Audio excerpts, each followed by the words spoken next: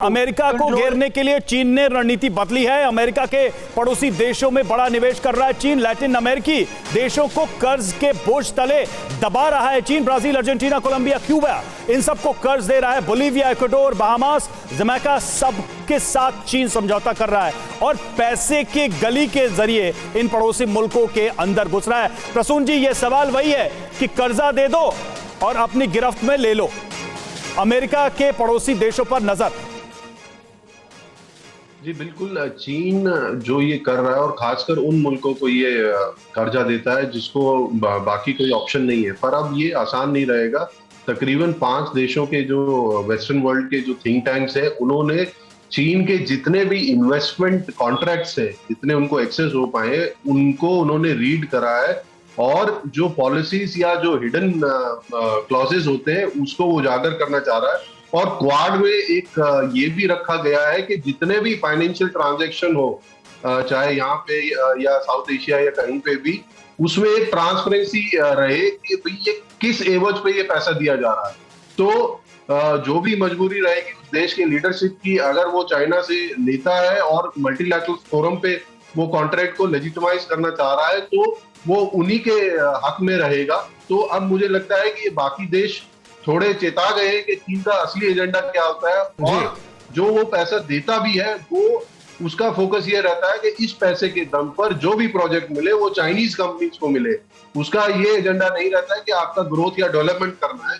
तो अगर वो मुल्क फिर भी ये सब देख के नजरअंदाज कर रहा है, नहीं तो जेके त्रिपाठी सर जो अपनी समझ सब रहे हैं, लेकिन आगे बढ़कर खुलकर कोई कह नहीं रहा है। चाहे नेपाल की बात की जाए, श्रीलंका की बात की जाए, अजीम भट्ट भी यहां बैठे हैं, समझ वो भी रहे हैं, जिक्र वो भी कर रहे हैं, लेकिन उनका मुल्क भी खुलकर नहीं कह रहा।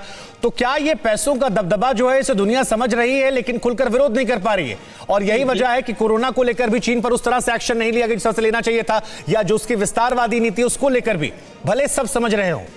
बिल्कुल, देखिए, मैं अपने 33 साल के डिप्लोमेटिक एक्सपीरियंस के आधार पर यह कह सकता हूं, जैसा मैंने देखा कई जगह चीन की पॉलिसी, कि चीन क्या करता है कि वो कहीं भी पता लगा कि एक प्रोजेक्ट है तो चीन पहले उस प्रोजेक्ट का रिपोर्ट बना करके कह देता कि ठीक है ये प्रोजेक्ट है, हम आपको पैसा इसका देते हैं, और उसके बाद उस प्रोजेक्ट के टर्म्स एंड कंडीशंस डिसाइड होते हैं और वो भी ट्रांसपेरेंट नहीं रहते।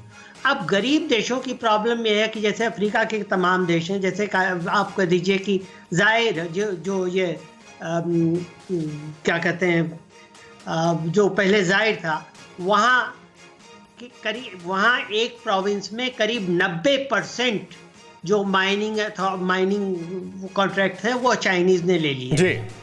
हाँ, इसलिए कि वो पैसा देते हैं। अब वो पैसा देते हैं तो उसके एवज में उन्हें वो पैसे का अगर वो इंटरेस्ट भी नहीं भर पाते, जैसे श्रीलंका में हुआ, आपने देखा कि हम्बनटोटा। ठीक है सर, यानी कुल मिलाकर समझ सब गए हैं। जो बात आप कह रहे हैं वो भी महत्वपूर्ण है, लेकिन उम्मीद करते हैं कि नया साल है, शायद नई सोच के साथ लोग खुलकर सामने आएंगे और चीन को लेकर जो मोर्चाबंदी, घेराबंदी वो मजबूत तरीके से होगी, क्योंकि कोई देश अगर दुनिया के लिए खतरा बन जाए तो उसको लेकर सबको साथ आने की जरूरत है। Shivaj sir, Tripathi sir, Prasoon sir और अजीम, आप सभी का बहुत बहुत शुक्रिया इस चर्चा में शामिल होने के लिए। कोरोना धर्म नहीं देखता, जात नहीं देखता, अमीर गरीब ऊंच नीच नहीं देखता। कोरोना सिर्फ मौका देखता है, लेकिन आप उसे मौका मत दीजिए। बस इतना कीजिए, जब कभी दफ्तर से, बाजार से घर लौटिए तो इतना ख्याल जरूर रखिए कहीं आपके साथ कोरोना आपके घर तो नहीं जा रहा। भूलिए मत, कोरोना अभी जिंदा है।